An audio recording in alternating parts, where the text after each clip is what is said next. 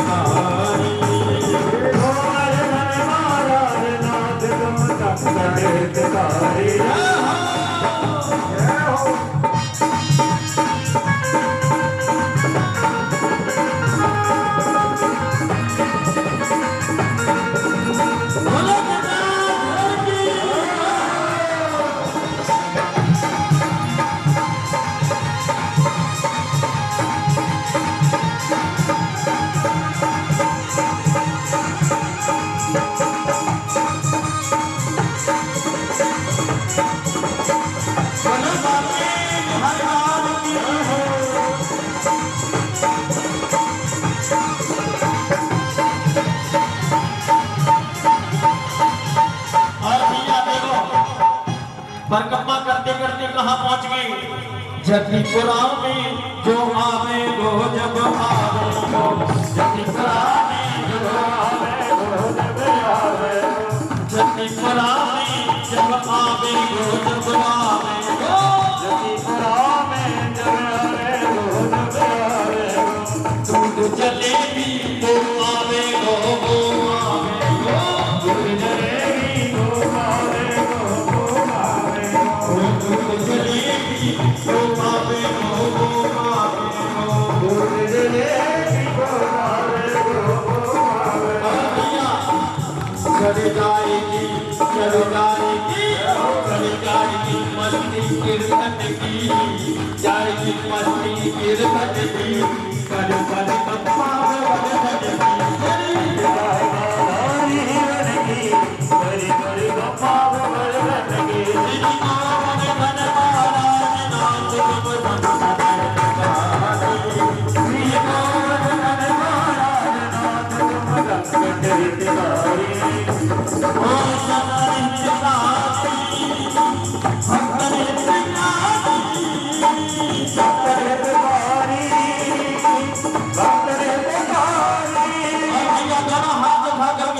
भगवान की, श्री गोविंद महाराज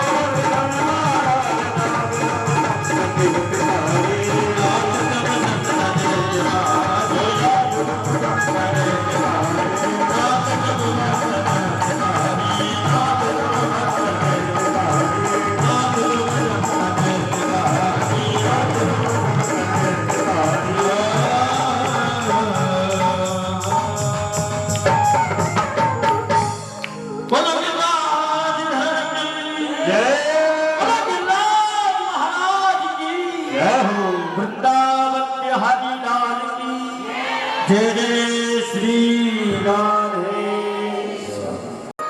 21 किलोमीटर में होकर के गिरिराज जी को और अपनी उंगली पर धारण किया है 7 दिन और रात। और एक और बात बताऊं, प्रेम से जय श्री राधे।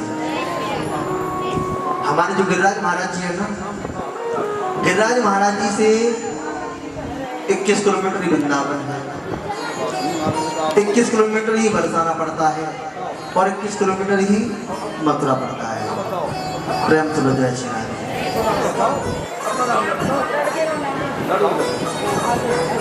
मध्य में है हमारे गिरिराज महाराज जी। और कलयुग के सच्चे देवता वही पर्वत जो भगवान ने अपनी उंगली पर उठाया था, उसी की परिक्रमा देने जाते हैं।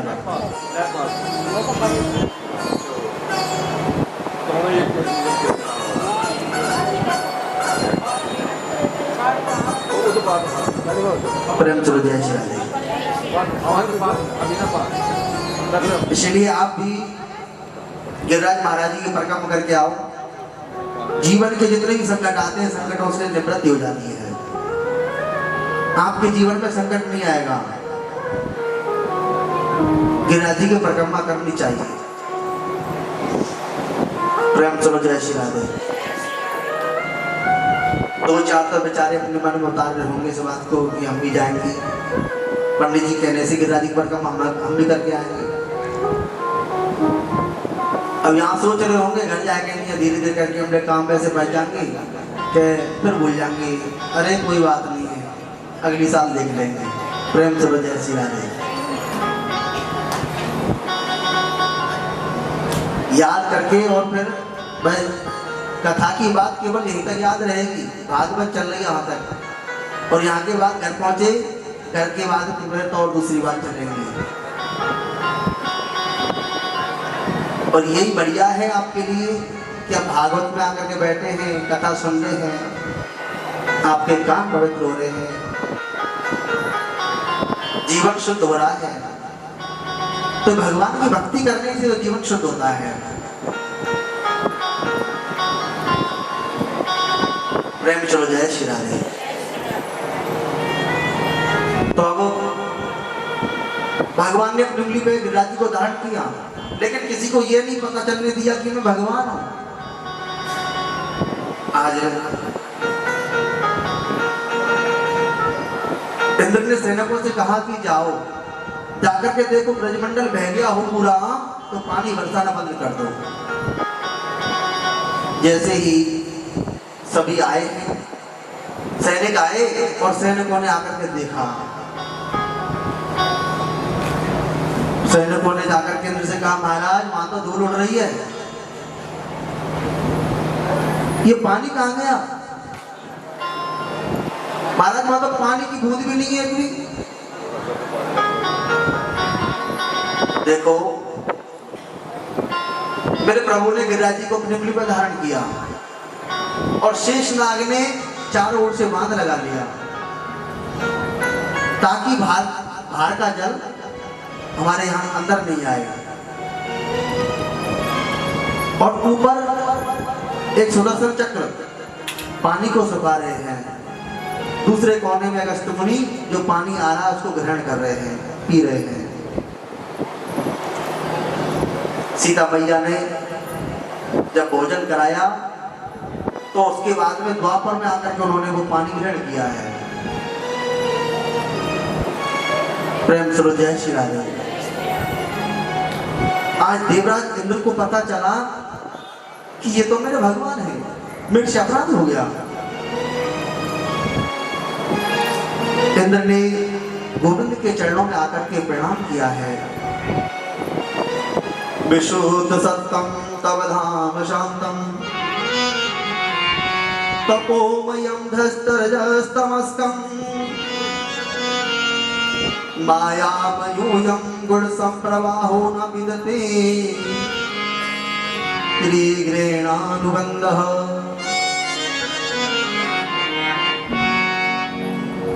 जब से गिरिराज जी की स्थापना हुई और सभी ने कहते जब से गिरिराज जी की पूजा चली आ रही है, आज उसका 56 भोग बना था, सब घरों में प्रसाद वितरण हुआ, सभी को प्रसाद मिला था। ब्रजवासियों के संकट की निवृत्ति की है भगवान ने ब्रजवासियों के जीवन में, और ब्रजवासियों को यह भी बताया है आप गिरिराज जी की पूजा करोगे तो आपको कहीं भटकने की जरूरत नहीं पड़ेगी।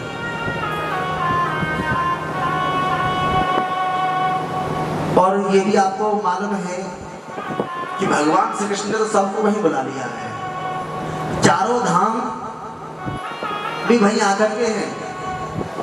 प्रेम चलो जय श्री राधे। आप सभी ने दर्शन भी किए होंगे चारों धाम की। ब्रज में चारों धामों को भगवान ने बुला रखा है। जो केदारनाथ और बद्रीनारायण माने जाते हैं ना, तो वो यहीं आ जाते हैं और यहीं पर उनको दर्शन हो जाते हैं।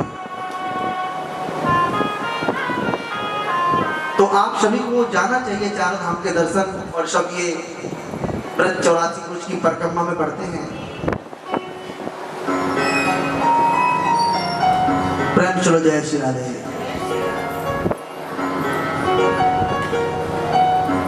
अब ये सब चीजें आपके लिए वहाँ के जो ब्रजवासी होंगे वो बताएंगे, भैया यहाँ पे ये है, यहाँ पे ये है, वहाँ वो है।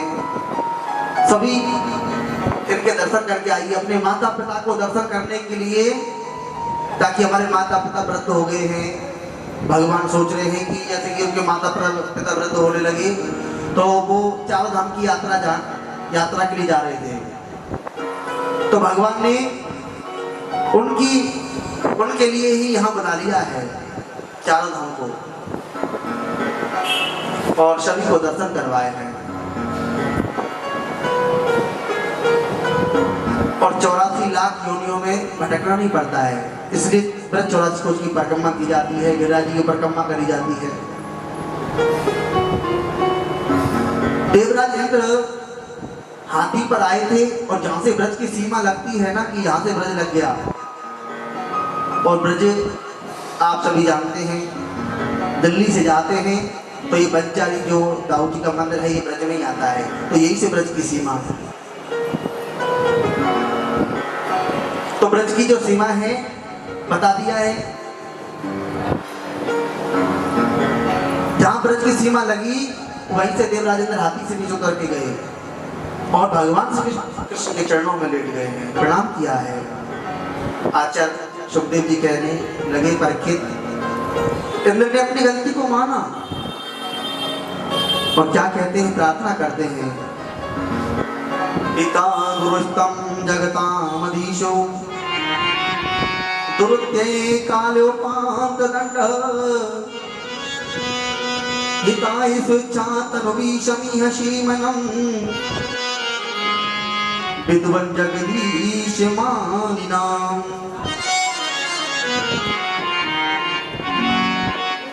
इंद्र ने बड़ी सुंदर स्तुति की कि जगत के पिता तो केवल आप हैं प्रभु, सबके पिता आप हैं, जगत गुरु केवल श्री कृष्ण हैं।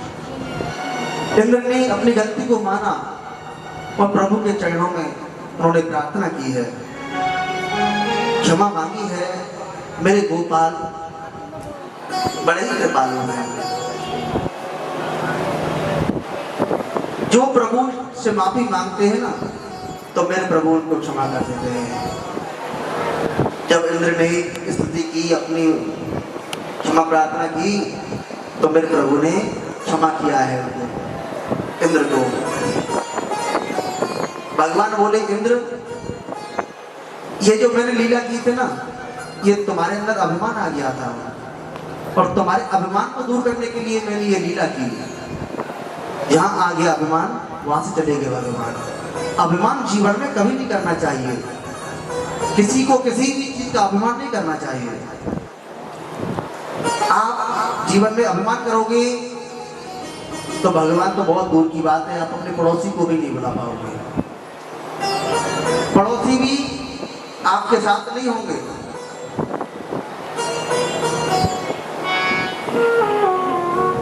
पड़ोसी भी साथ कर देते हैं जब आप अपना अभिमान को दूर करिए, अभिमान को छोड़िए।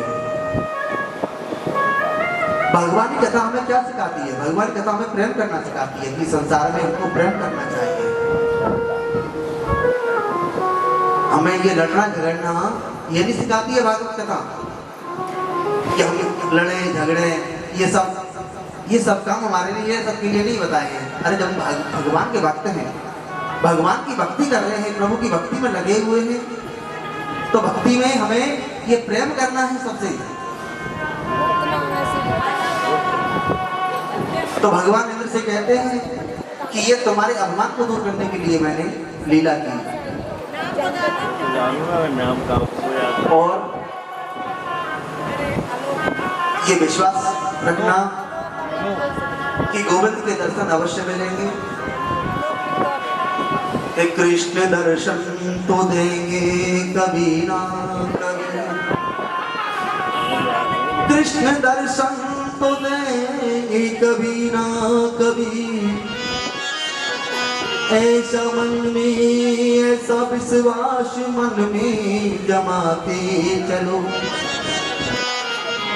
कृष्ण गोविंद गोपाल गाते चलो, कृष्ण गोविंद गोपाल गाते चलो। कृष्ण कृष्ण कृष्ण अपने प्रभु को पुकारते रहिए जीवन में।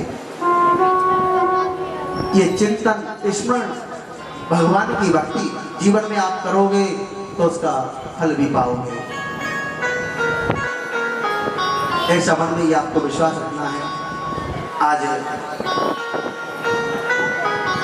स्मरण किया है, जैसे ही सुरभि गाय ने आकर के, इंद्र तो चला गया, गोविंद को प्रणाम करके सुरभि गाय ने आकर के गोविंद को अपने दुखपान से स्नान कराया है। और आज से प्रभु का नाम गोविंद रखा है।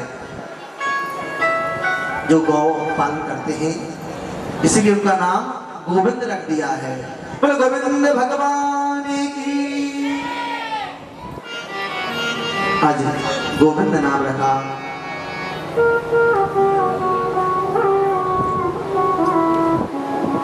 सुखदेव जी बोले राजा परीक्षित से कि प्रभु कभी अभिमान से नहीं मिलते हैं, भगवान तो प्रेम से ही मिलते हैं। प्रेम में ही भगवान है, प्रेम से ही भगवान प्रकट हो जाते हैं। हम कितने भी यज्ञ कर लें, पूजा पाठ कर लें, कुछ भी कर लें, उससे भगवान नहीं मिलेंगे। यज्ञ कर रहे हैं और मन में अहंकार रखते हैं, अभिमान रखते हैं, तो कभी भी गोविंद की प्राप्ति नहीं होगी।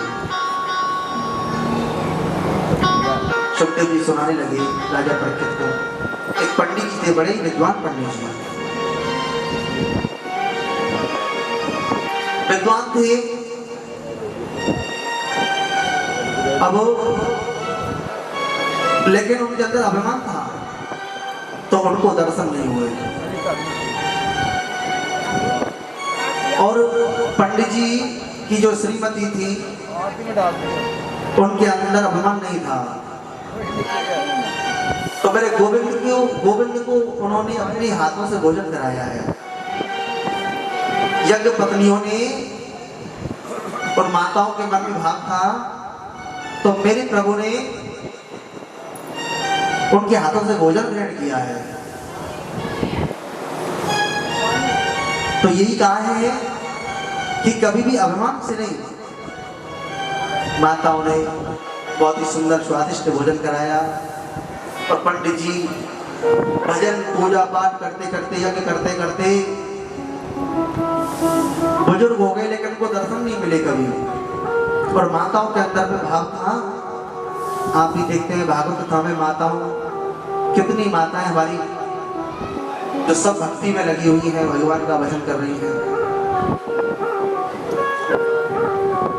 और भाइयों से कह दिया जाए कि भैया आप भी बैठ जाओ भागवत में आकर के, तो वो तो आप जानते हैं सर, महाराज जी हमारे पास समय कम रहता है, हमने तो इनके लिए छोड़ रखा है कि यही भक्ति कर लेंगे, प्रेम समझ ऐसी आदमी। याद रखो, हम खाएंगे तो हमारे पेट में जाएगा, जो खाएगा पेट उसी का भरेगा। आप कर रही हैं तो ये फल आपको ही मिलेगा। आज माताओं ने मेरे गोविंद के दर्शन किए हैं, उनके अंदर भाव था और इसलिए उनको दर्शन मिल गई। यज्ञ पत्नियां, देखो हमें अपने से बड़ों का आदर करना चाहिए, सम्मान करना चाहिए, अपने अंदर अहंकार नहीं रखना चाहिए। यदि आपके अंदर भक्ति आ गई तो भक्ति के साथ साथ ये नहीं, माताओं ने कहा है कि आपके चरणों के आशीर्वाद से हमें गोविंद की प्राप्ति हो गई। यज्ञ पत्नियां थी, उन्होंने कहा कि आपके चरणों के आशीर्वाद से ही हमें गोविंद के दर्शन मिल गए। प्रेम से जय श्री राधे।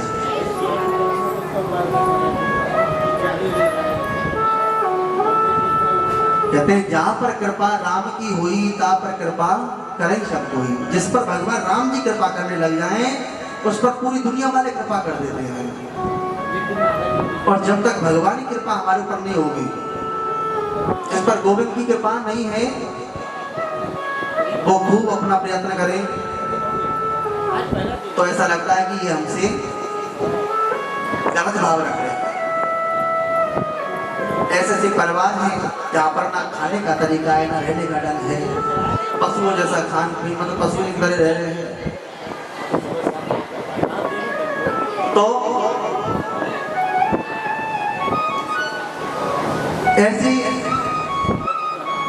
ऐसी माताएं यदि अच्छे घर परिवार में चली जाएं, देखो घर में अपने बच्चों की शादी करें तो संस्कार अवश्य होने चाहिए। यदि कोई भक्ति करने वाली वो मिल जाए तो जो समझो कि धन के पीछे मत जाना, कभी धन तो यही मिलेगा, रह जाएगा, लेकिन अच्छे संस्कार बहुत कम मिलते हैं, हर किसी को नहीं मिल पाते हैं।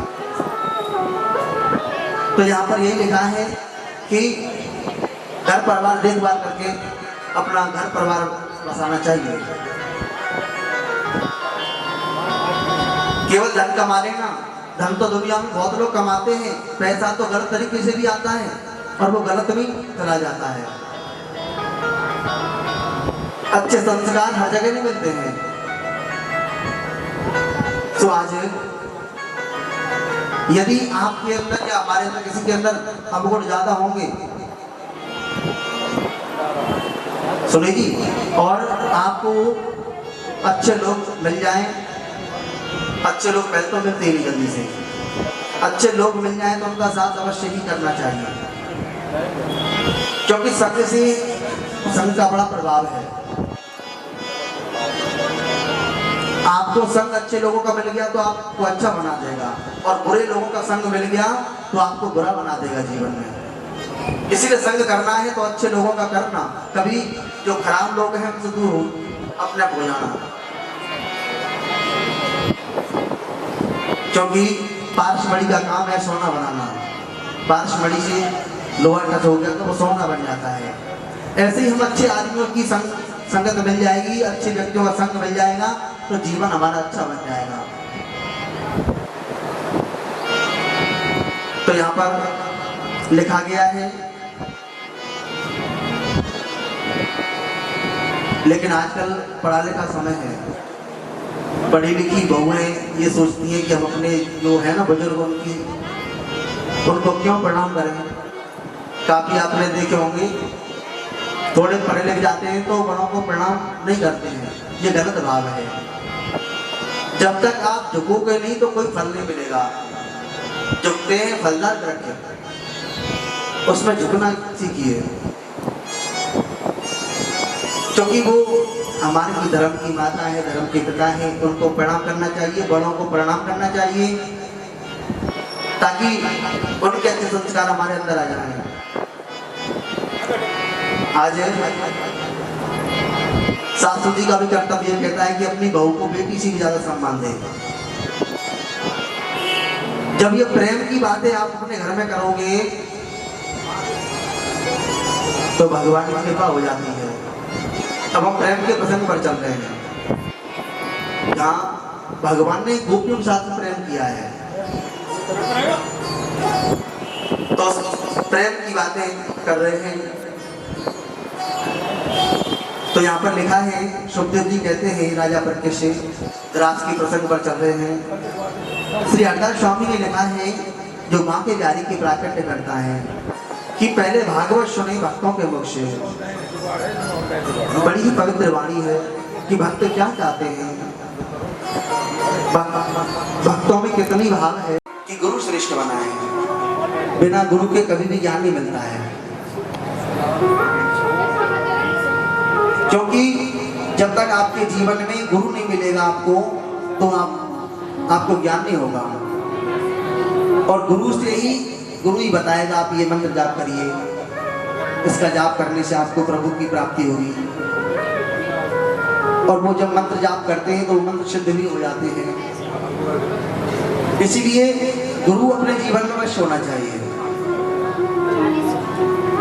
और बिना गुरु के जीवन बेकार है, कुछ नहीं है। इसीलिए गुरु भी अवश्य बनाना चाहिए, लेकिन गुरु कैसा हो, रसिक हो, सर्वज्ञ हो, जो आप ही गुरु के रास्ते पर चले, गुरु बताएं कि आपको ये काम करना है। गुरु के गु माने अंधकार, रू माने प्रकाश, जो हमें अंधकार से प्रकाश की ओर ले जाएंगे, वो गुरु होते हैं। लेकिन आजकल गुरु और शिष्य दोनों ही एक जैसे मिल जाते हैं, क्योंकि हमारे पास जैसा आया है ना, वो वैसा ही जाएगा।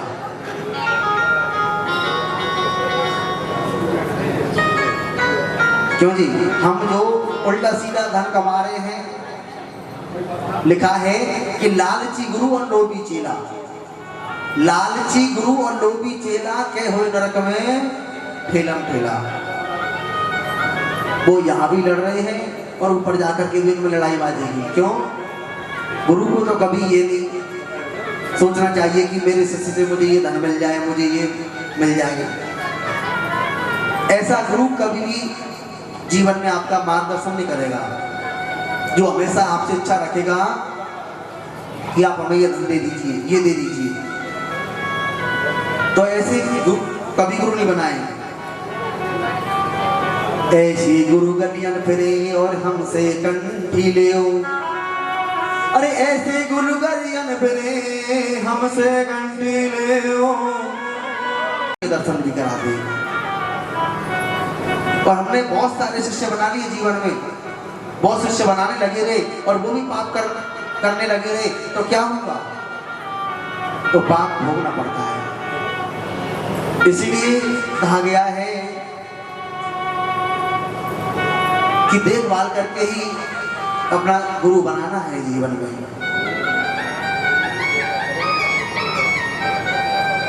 और गुरु वैसे देखो, शास्त्रों में पहले तो भगवान श्री कृष्ण ने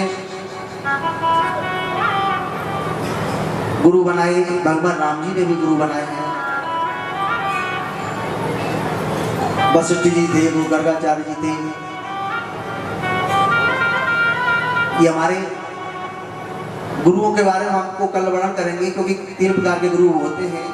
सबसे पहले नंबर पे आते हैं पुरोहित गुरु, जो हमारे अपने यजमान का भला सोचता है कि हमारे यजमान का भला हो, और घर में आपके मेहमान इत्यादि पूजा पाठ कर्म करवाते हैं। ये आपके पुरोहित गुरु हो जाते हैं। तो गुरु कभी बदलने नहीं चाहिए जीवन में, ये भी याद रखो। आप गुरु बदल देते हैं तो भी वो भी सही नहीं है। जिसको हम एक को मानते चले आ रहे हैं ना, तो एक से ही आपका भला होगा। और आप जगह जगह भटकते रहे अपने जीवन में कि आज हमारे लिए एक पंडित जी सही नहीं है, आज इनको छोड़कर दूसरे पंडित जी के पास चलेंगे, कभी तीसरे के पास चलेंगे। एक कोई अपना मानिए, एक है साधे सब सधे और सब साधे सब जाए। एक को साधोगे तो एक से आपका भला हो जाएगा।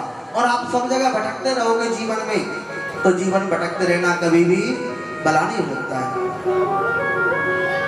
एक कोई अपना मान लीजिए, कोई अच्छे आपको मिल जाए तो उन्हीं को मान लीजिए, भैया यही हमारे जीवन में हमारा कल्याण कर देंगे। और जगह जगह भटकते रहे, जगह जगह डॉक्टर दवाई लेते रहेंगे ना तो आराम नहीं मिलेगा। और जब एक डॉक्टर की दवाई अच्छी लग रही है कि इससे हमें फायदा मिल जाता है तो प्रेम से जय श्री राधे। गुरु के पास कभी जाते हैं तो खाली हाथ नहीं जाते, ये भी आपको मालूम होगा। सत्संग में जाते हैं, कथा कीर्तन में जाते हैं तो खाली हाथ नहीं जाते हैं। गुरु के यहाँ जाए कई भक्त खाली हाथ जाते हैं तो फिर खाली हाथ ही आना पड़ता है। प्रेम से जय श्री राधे। क्योंकि कुछ ना कुछ लेकर के जाइए और उधर से भी गुरु जी के हाथ से प्रसाद लेकर के आइए। उधर से भी खाली हाथ नहीं, चाहे भले एक मिश्री का दाने प्रसाद में क्यों ना हो, कुछ भी हो वहां से भी लेकर के आओ।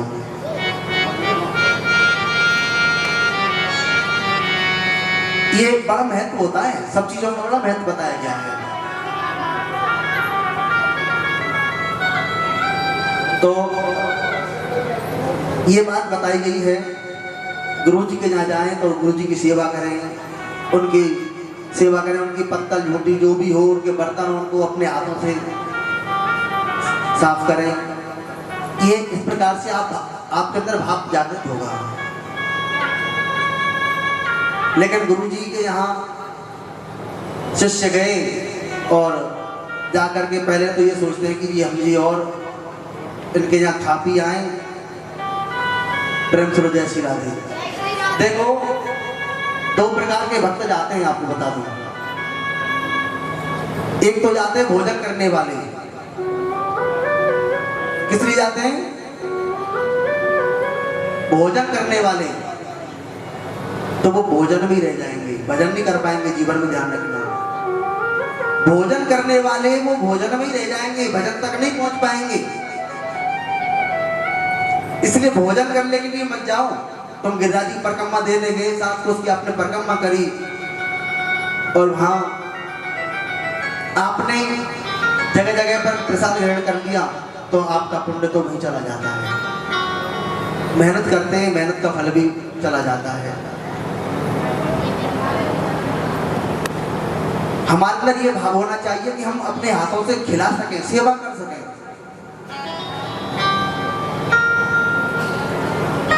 इसलिए आपको वहां जाना है तो भोजन करने के लिए नहीं, वहां भजन करने को जाना है कि हम भजन करें और आगे तक हमारा मार्गदर्शन हो जाए, हमें जीवन में लाभ मिल जाएगा।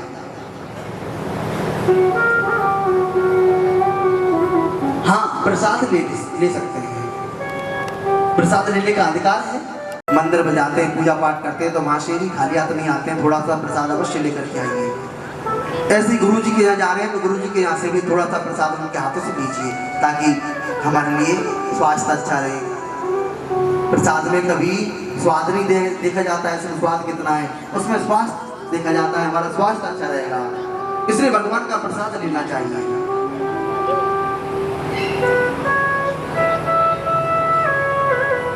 और पांचवी कहते चौथी बात बताइए, वृंदावन में बसने का संकल्प लें। महीने में एक बार अवश्य ही गोवर्धन गिरिराज जी वृंदावन जाइए। आपका जब भी समय मिल जाए तो अवश्य जाइए। अब जैसे ही आप वृंदावन जाते रहेंगे तो बिहारी जी भी आपको याद करते रहेंगे कि भाई ये भक्त बड़ा पक्का है, ये हमारे पास आता रहता है। तो आपकी भक्ति से भगवान प्रसन्न हो जाएंगे। पांचवी बात बताइए, देह की शुद्धि, शरीर शुद्ध हो जाता है, शरीर को शुद्ध करना है अपने को। छठवीं बात बताइए, उसके बाद व्यक्ति राज का अधिकारी होता है। भगवान ने जिन गोपियों के साथ में राज किया है, गोपी का मतलब क्या है? गो माने प्रेम से जय श्री राधे। लिखा गया गो माने इंद्रिय, पी माने पीना। प्रत्येक इंद्रिय से हम श्री कृष्ण का रसापान करें, उसका मतलब गोपी है। हमारी इंद्रिय जितनी भी हैं जो एकादशी उपवास करते हैं, प्रेम से जय श्री राधे। जय श्री राधे। अब हमारी आदि माताएं तो व्रत रखती होंगी आदि। तो महाराज जी हम तो बीमार रहते हैं, हमें तो दवाई लेनी पड़ती है। ये हमें श्री कृष्ण की प्राप्ति करने के लिए यही व्रत बताया है कि हमें श्री कृष्ण की प्राप्ति हो जाए जन्म में।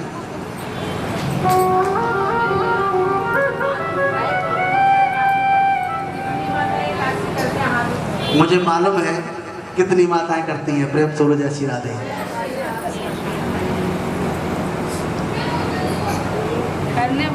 एकादशी व्रत रखने वाले पे ज्यादा नहीं होंगे, सभी हाथ उठाइए। खाने पे ज्यादा जोर दे रहे हैं आजकल। क्यों जी? व्रत रह करके भी दवाई ले सकते हैं भाई। भगवान ने जैसे शक्ति दी है, मानो एक आदमी गिरिराजी परिक्रमा देने गया और वो बुजुर्ग है, उस पर चला नहीं जा रहा है, उसके शरीर में तकलीफ है, तो वो रिक्शे से ही परिक्रमा कर सकता है।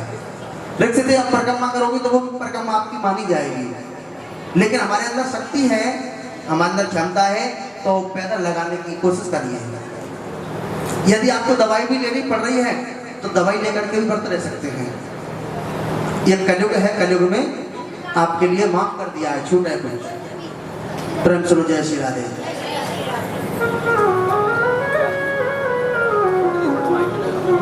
हाँ, और देखो जी, आप सभी जानते हैं ये जो भागवत कथा चल रही है, आज षष्ठम दिवस की कथा चल रही है।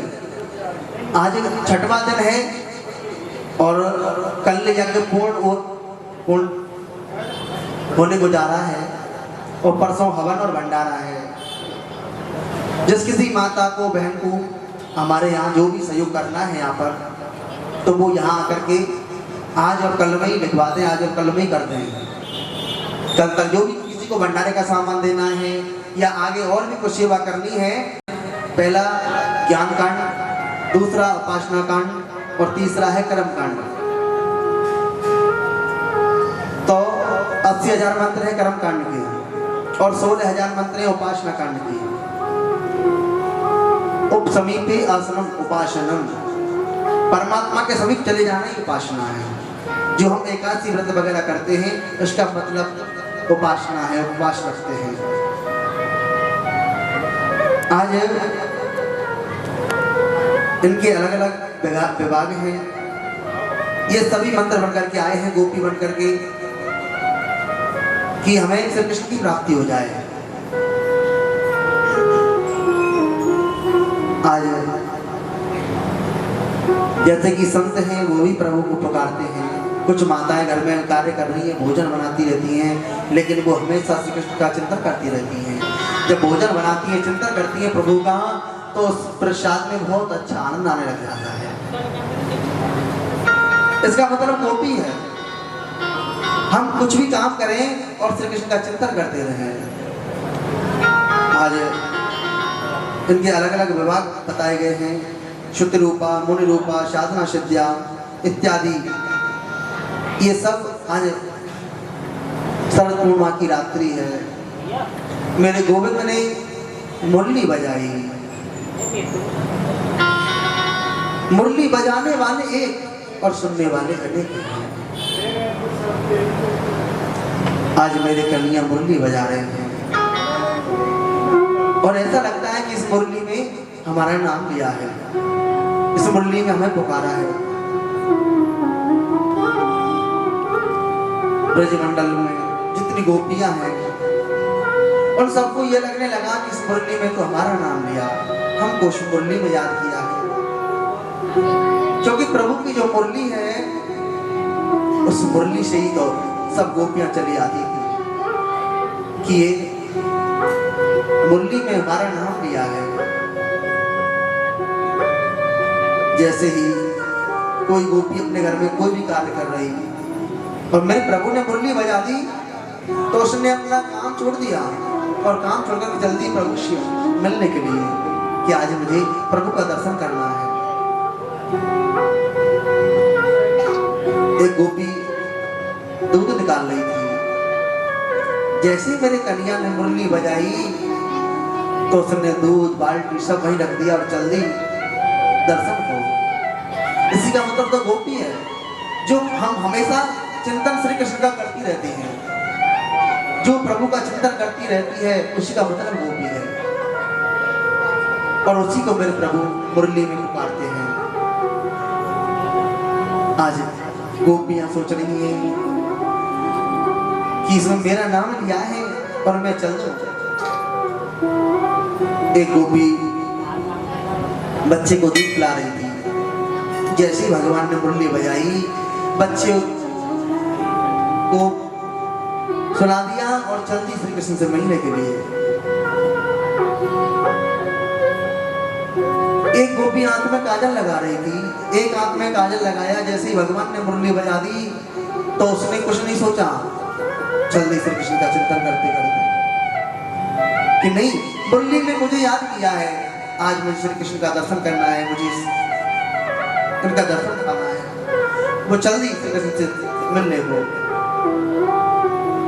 अब तो सब गोपियां जा रही हैं। एक गोपी के पति ने कहा कि हम तुमको नहीं जाने देंगे, तुम्हें नहीं जाना है कहीं भी। गोपी ने कहा, रे तुम शरीर पर शहद लगाओ, शक्कर लगाओ, उसको चाटना, मैं तो अपने शरीर को त्याग करके चली जाऊंगी। उसने शुभ रूप लिया और चल दी श्री कृष्ण से मिलने की। आज मेरे गोविंद जिधर नजर डालने उधर से देखो गोपियां चली आ रही हैं। स्वागतम महाभागा प्रिय किम करवाण वह ब्रजश्यानामयं कच्चिद ब्रूतागमन कारणम। स्वागतम से स्वागतम, आप आई हो, आपका स्वागत करता हूँ। आप आई हैं। गोपियां प्रसन्न हुई। मेरे गोविंद ने मुस्कुरा करके कहा कि आप आई हो, आपका बहुत बहुत स्वागत है, लेकिन आप क्यों आई हो ये बताना होगा। गोपियां एकदम कुछ नहीं बोला। गोपियां बोली, अब क्या बताएं आपको, सबको छोड़ करके आपके पास चली आई। आज मेरे गोविंद ने बोले गोपियों से कि तुम इसलिए आई हो ना कि ये चंद्रमा कैसा प्रकाशित कर रहा है जीवन को। अब आपने दर्शन कर लिए ना चंद्रमा की, आपने ये वन देख लिया, अब जाओ जाकर के अपनी पत्नियों की सेवा करो। पति की सेवा ही करना है, यही आपके लिए धर्म है, जाओ। यही एक नारी का कर्तव्य है। आचार्य सुखदेव जी कहते हैं, परीक्षित, परमात्मा पहले तो जीव को बुलाता है, पहले जीव को अपनी ओर बुलाएगा, उसके बाद उसकी परीक्षा लेगा, ठोक पीट करके देखा गया ये कच्चा है या पक्का है। कहीं ऐसा तो नहीं है ये भक्ति मार्ग में चलता और बीच में ही छोड़ करके चला जाए। तो मेरे प्रभु ये देखते हैं कि आप कितने शक्तिशाली हैं। कहीं ऐसा तो नहीं पूजा पाठ के मार्ग में चलते चलते बीच में भटक जाए। तो भगवान परीक्षा लेने लगे। आज परीक्षा ली है गोपियों की। आज भगवान बोले कि पतिव्रता नारी में बड़ी शक्ति होती है। जो नारी अपने पति की सेवा करती है उसमें बड़ी शक्ति बन जाती है। तो भगवान सुनाने लगे कि पतिव्रता नारी थी और अपने पति की बड़ी सेवा करती है। पति देव बेचारे बाहर से आए और पति ने कहा कि मेरा सर दबा दो, और उनकी पत्नी अपने पति की सेवा में लग गई, सर दबाने लगी। पति को नींद आ गई, पति को नींद आई, पत्नी पति की सेवा में लग रही है। उसका एक बच्चा था और बच्चा वो धीरे धीरे अग्निकुंड के पास में पहुंच गया। पत्नी सोचती है कि मैं इस बच्चे को बचाने जाऊं अग्नि से तो मेरा पति धर्म नष्ट हो जाएगा, मैं इस बच्चे को कैसे बचाने जाऊं। अपने पति की सेवा में लगी रही। धीरे धीरे अग्निकुंड के पास पहुंच गया बच्चा और अग्निकुंड में कूद गया और वो अपने पति की सेवा में लगी रही। भगवान बोले पतिव्रता नारी में इतनी बड़ी शक्ति कि उसका बच्चा अग्नि में भी किलोल कर रहा है, अग्नि भी चंदन के समान शीतल हो गई। भगवान उन गोपियों से बोले कि जाओ अपने पतियों की सेवा करो, पति की सेवा ही आपके लिए धर्म है।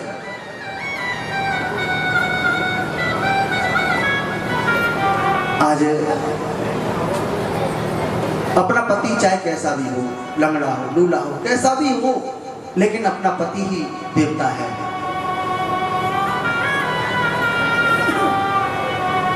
और पति को भी अपने पत्नी के लिए पूरा सम्मान देना चाहिए। बताया है जहाँ देवता है वह लक्ष्मी है, और जहाँ लक्ष्मी है वहाँ देवता भी निवास करते हैं। दोनों में अच्छे संस्कार होंगे तो जीवन हमेशा अच्छा ही व्यतीत होगा, कभी परेशानियां नहीं आएंगी। तो भगवान बोले गोपियों से कि जाओ अपने पतियों की सेवा करो, इससे बड़ा धर्म कोई नहीं है। गोपियां गंभीर हो गई। गोपियों ने भगवान से कहा कि अब हमें संसार नहीं देखना है, संसार का सुख तो हमने बहुत ले लिया, अब तो केवल हमें गोविंद की ही प्राप्ति करनी है, अब हमें नहीं जाना है। आप जो हमें कहानी सुना रहे हो ये तो सिर्फ शरीर से संबंध रखते हैं। संसार के पति केवल शरीर से संबंध रखते हैं। जब तक शरीर अच्छा है, जब तक तो वो प्रेम करेंगे। जब शरीर में कोई दुख आया, तकलीफ हुई, तो ये सब कोई साथ नहीं देता है। इसलिए शरीर के ही पति है, शरीर की ही पत्नी है, शरीर से ही इनका संबंध है केवल, और आत्मा का संबंध तो केवल परमात्मा से है, कन्हैया से है। आज प्रभु से कह रही है कि ये सिर्फ आत्मा से, आत्मा के पति तो गोविंद होते हैं, कन्हैया है। गोपियां बोली कि आप जो हमें कहानी सुना रहे हो ऐसी कहानी तो हम भी जानती हैं। एक पतिव्रता नारी थी, अपने पति की बड़ी सेवा करती, हमेशा अपने पति की सेवा में लगी रहती। तो एक दिन उनके पति बोले कि हम थोड़ा धन कमाने बाहर जाएंगे, हमें परदेश जाना है। पत्नी बोली कि मैं कैसे रहूंगी, मैं तो आपके बिना नहीं रह सकती हूँ। तो कहने लगी कि अपनी मूर्ति बना दी और दे दी। अपनी पत्नी से बोल दिया इसको मैं समझ लेना और मैं मेरी मूर्ति की सेवा करती रहना।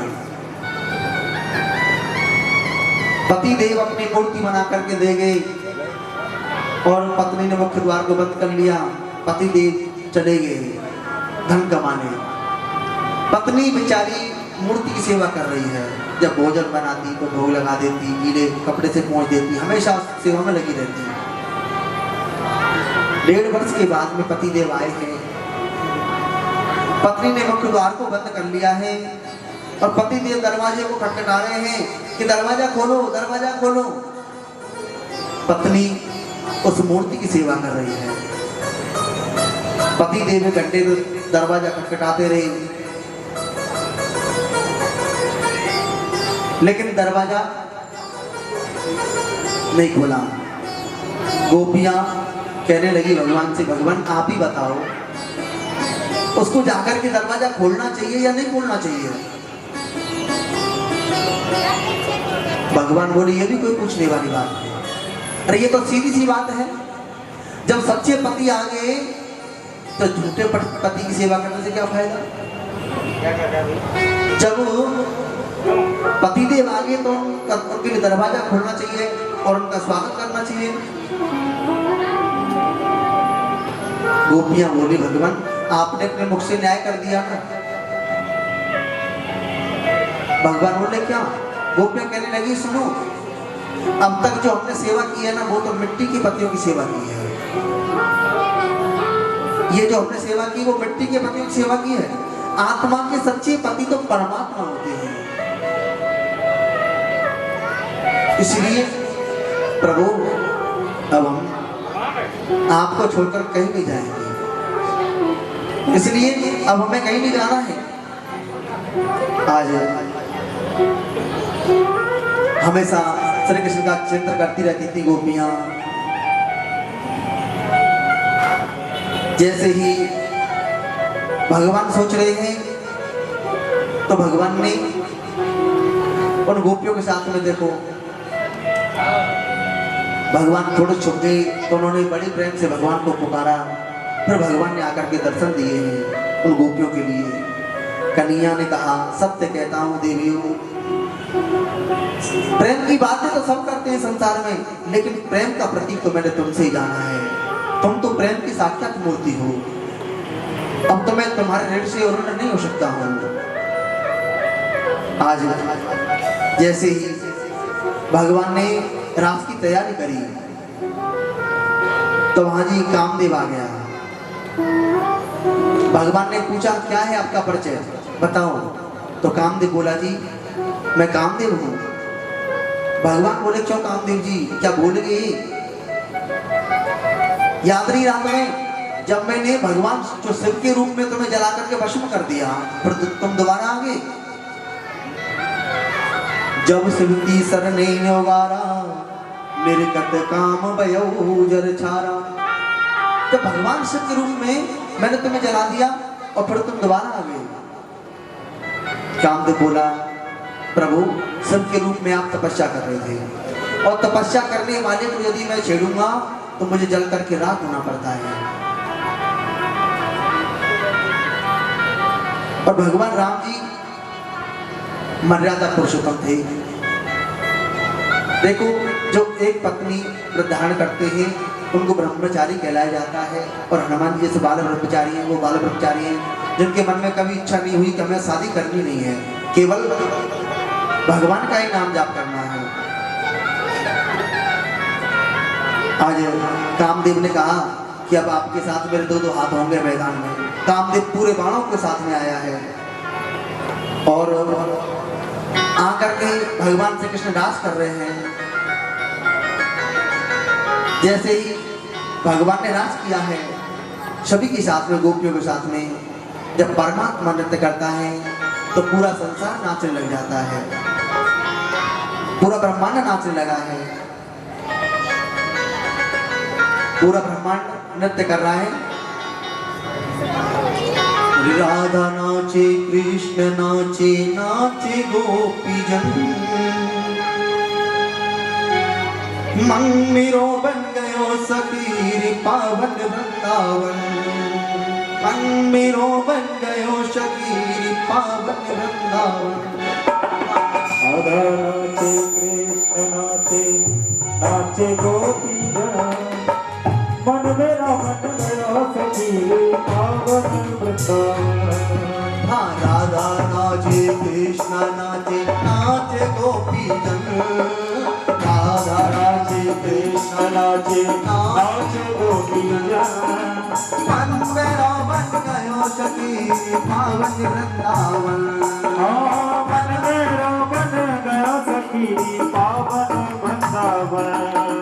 रास रचो है, रास रचो है, जमुना किनारे सखी रास रचो है।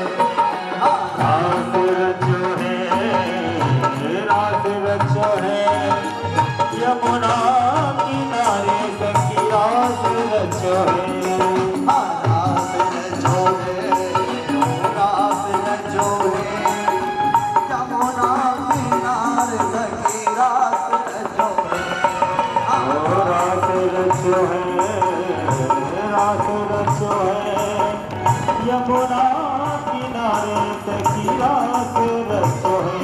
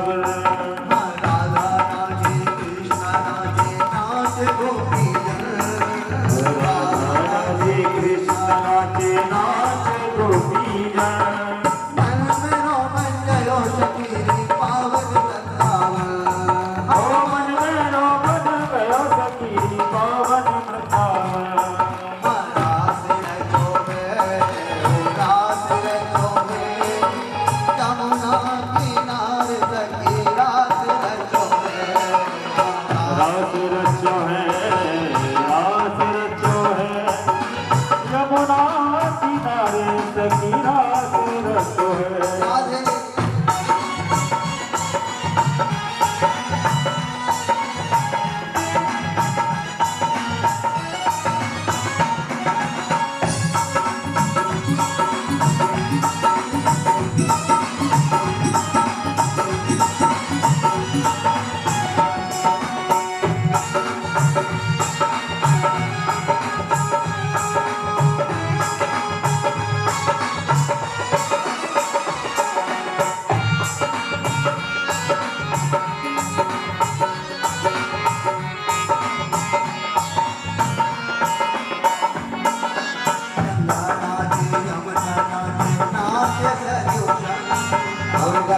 नाचे यमुना नाचे नाचे सरयू संग गंगा नाचे यमुना नाचे नाचे सरयू संग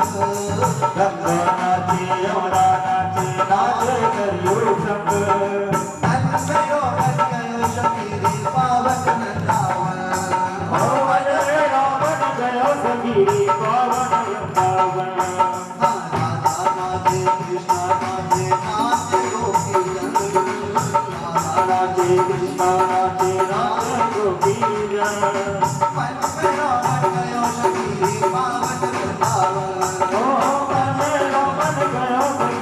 पावन वृंदावन रास रचो है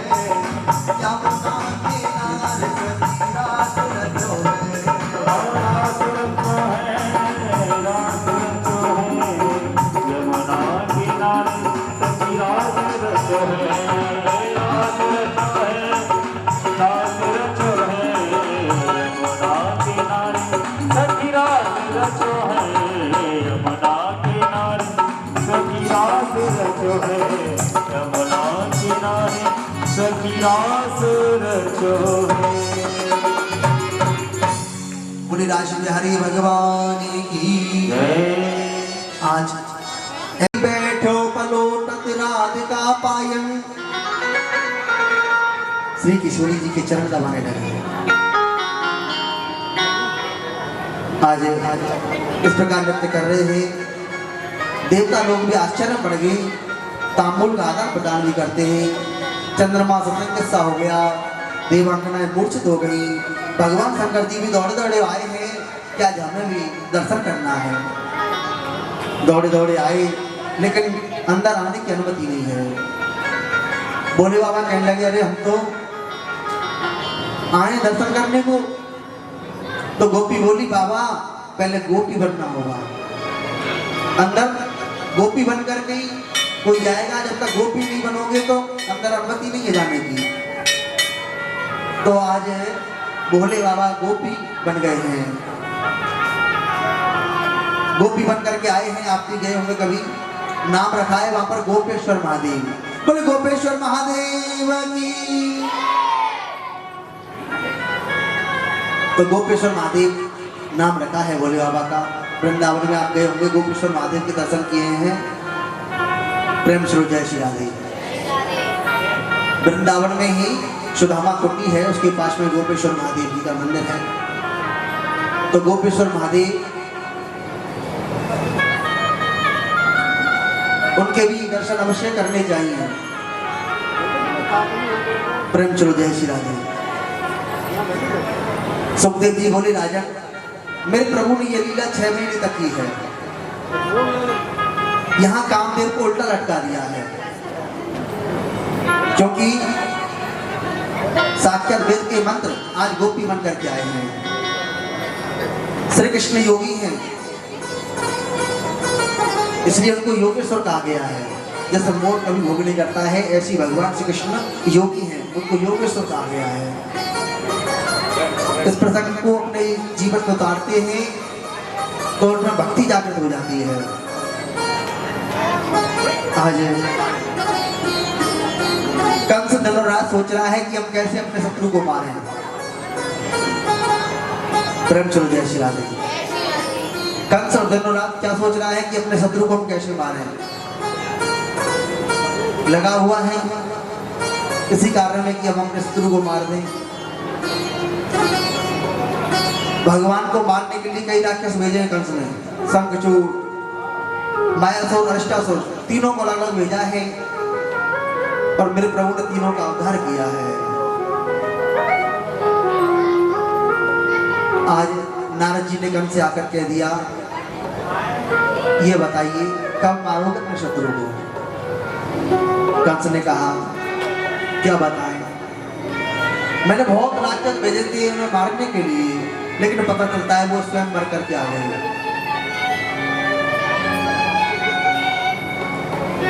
आज नारद जी कंस से कहने लगे, मैं कुछ नहीं सुनना चाहता हूँ, अब आपके हाथों से मैं आपके शत्रु को मरा हुआ देखना चाहता हूँ। कंस ने कहा, कैसे? नारद जी ने प्रेरणा दी कि तुम अपने यहाँ धनुष्य का मेला लगाओ और कृष्ण बलराम दोनों को आमंत्रित करिए, दोनों को बुलाइए, वो यहाँ मेला देखने के लिए आएंगे और धो के शिव को मार देना। कंस ने कहा, अब एक बार ये भी कार्य करके देख लेता हूँ। अब तक तो जितने भी मैंने राक्षस भेजे वो सब मर करके आ गए, लेकिन अब तुम्हारे कहने से ये भी काम करूंगा। इधर नारद जी ने कंस से बोल दिया और कंस के पास से सीधे वृंदावन की ओर चले गए नारद जी। हाँ, भगवान श्री कृष्ण और बलराम दोनों भैया गऊ चरा रहे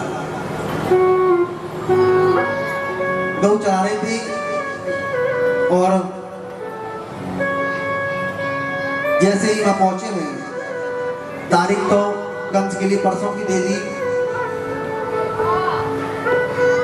इधर जैसे ही पहुंच गए, दोनों ने आकर के प्रणाम किया है।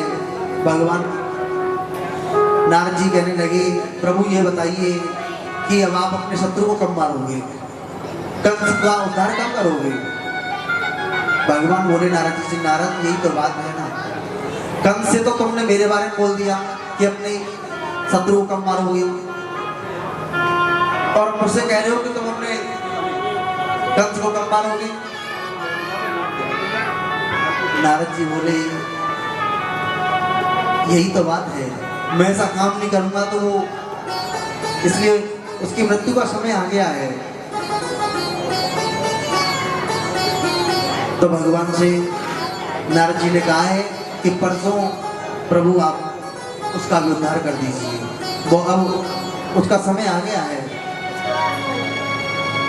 भगवान ने कहा, ठीक है नारद। नारद जी को विदा किया है। इधर कंस ने अक्रूर जी को बुलाया और अक्रूर जी से कहा कि तुम्हें वृंदावन जाना है और जो कृष्ण और बलराम दोनों भाई हैं उनको मथुरा लेकर के आएंगे और हम यहाँ धनुष यज्ञ का मेला लगा रहे हैं और वो मेला देखने लगे रहेंगे, हम धोखे से उनको मार देंगे। अक्रूर जी ने सोचा, ये दुष्ट के मन में, ये कंस के मन में ऐसी भावना कैसी जग गई, भगवान कृष्ण को मारने की भावना कैसी जगी? कंस ने कह दिया, अक्रूर यदि नहीं जाओगे तो मैं तुम्हें ही मार डालूंगा। अक्रूर जी सोचने लगे, अक्रूर जी श्री कृष्ण के काका होते हैं, नहीं जाऊंगा तो मुझे मार देगा।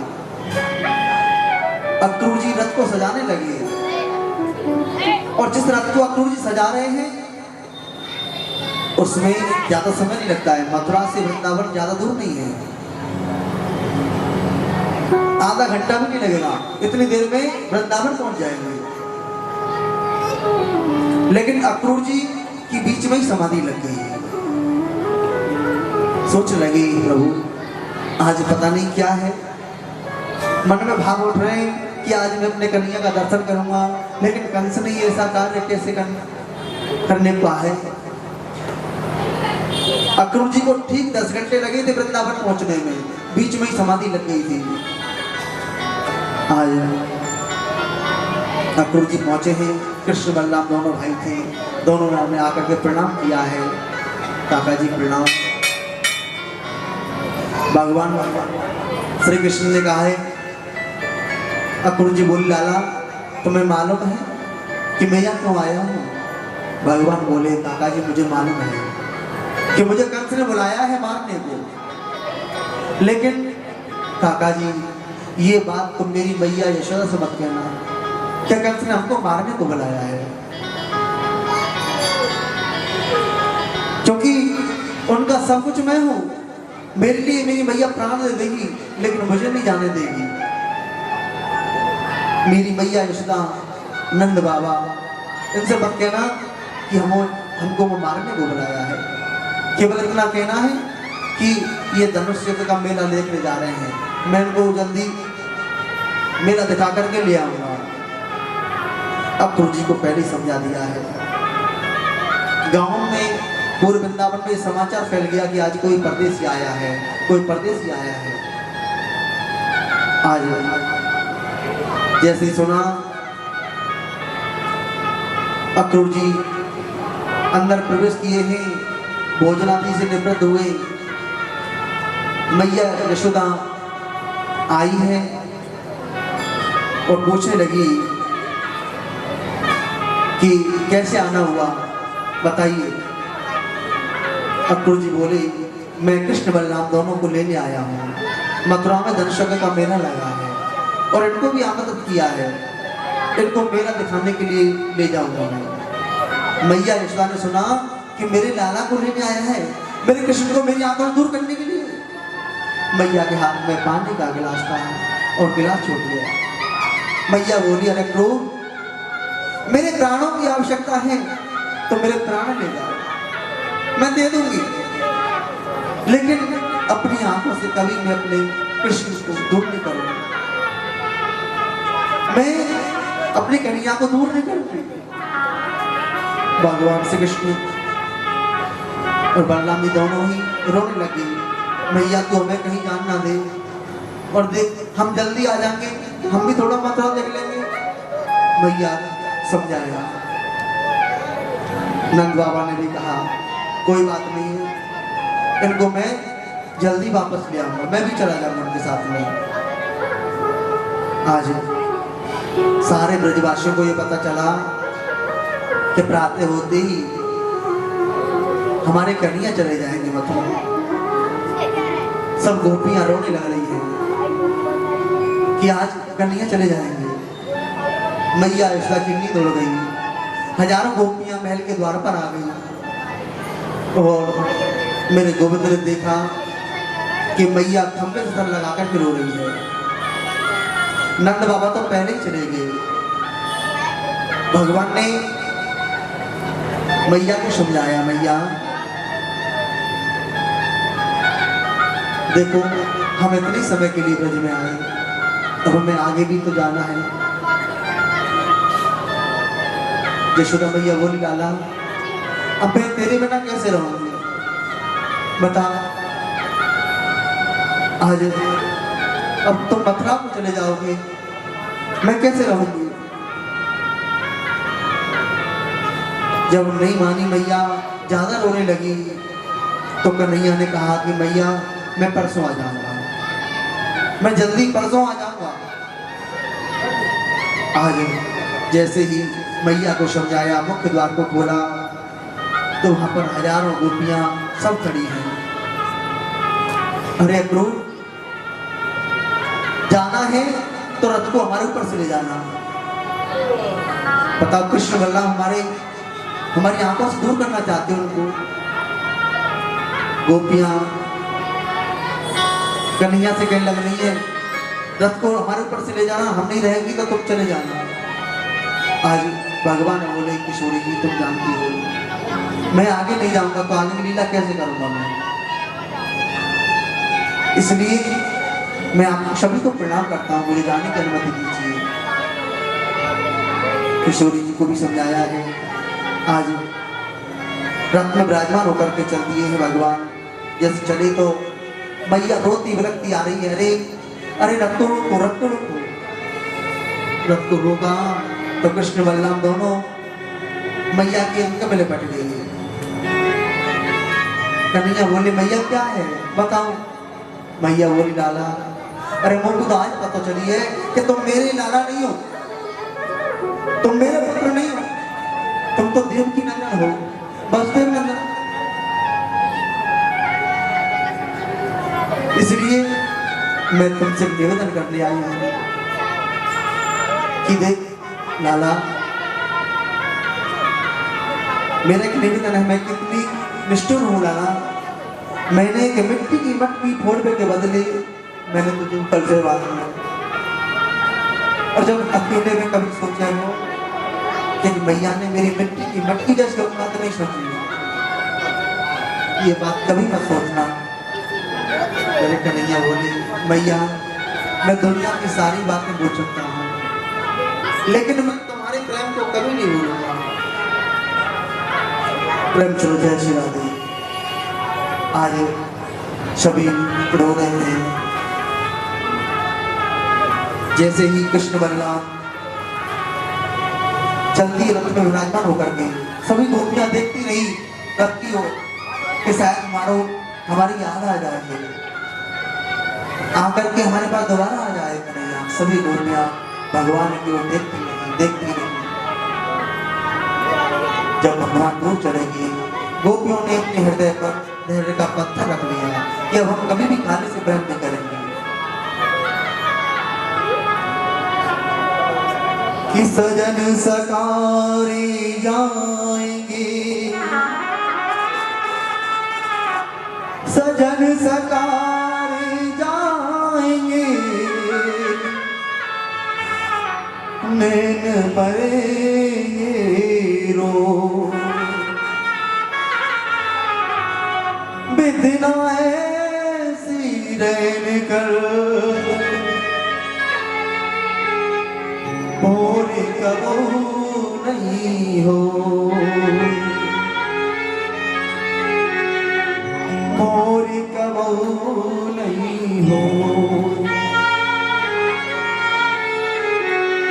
मथुरा को न जाओ कन्हैया, तेरी रोबे यशोदा मैया। मथुरा को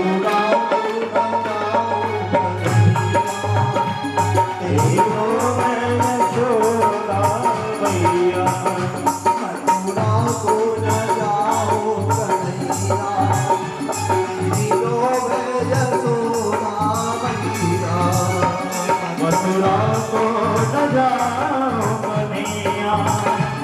तेरी रोवे यशोदा मैया, तेरी रोवे यशोदा मैया, तेरी रोवे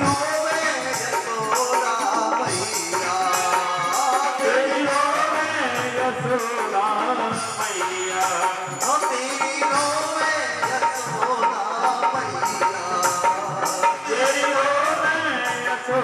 मैया, तेरी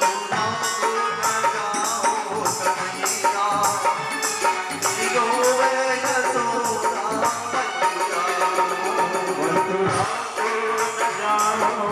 मैया।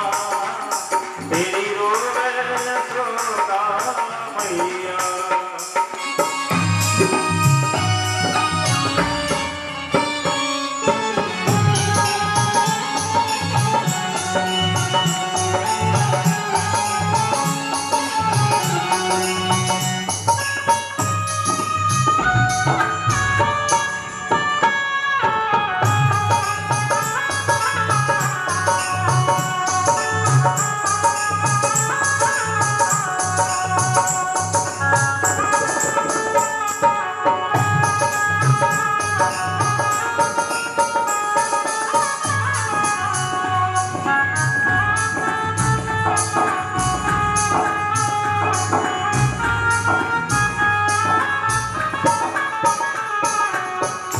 कौन खाएगा चोर चोर माखन, कौन खाएगा चोर चोर माखन, कौन खाएगा चोर चोर माखन, कौन खाएगा चोर चोर माखन, कौन नाचेगा नंद झूठे आंगन, कौन नाचेगा नंद झूठे आंगन, कौन नाचेगा नंद झूठे आंगन, कौन नाचेगा नंद झूठे आंगन, कौन गाएगा घेर के गैया मथुरा को न जाओ कन्हैया मथुरा को न जाओ कन्हैया तेरी रोवे यशोदा मैया तेरी रोवे यशोदा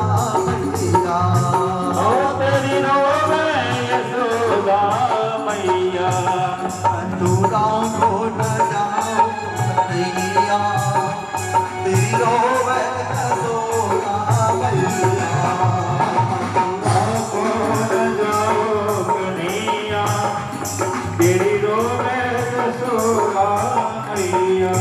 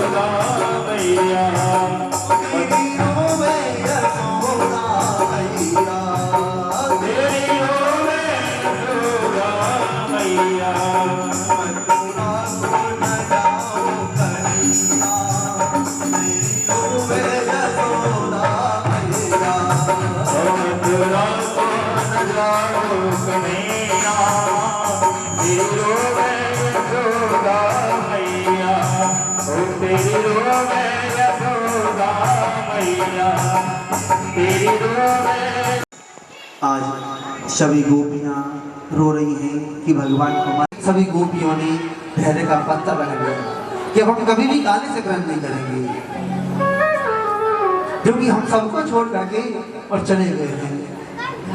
आज गोपियों ने मथुरा में जाकर के माखन बेचना बंद कर दिया कि अब हम आज के बाद कभी मथुरा नहीं जाएंगे, कभी माखन नहीं बेचेंगे, क्योंकि जहाँ हमारे प्रभु में और उनको तकलीफ होगी हमारे जाने से तो हम कभी नहीं जाएंगे।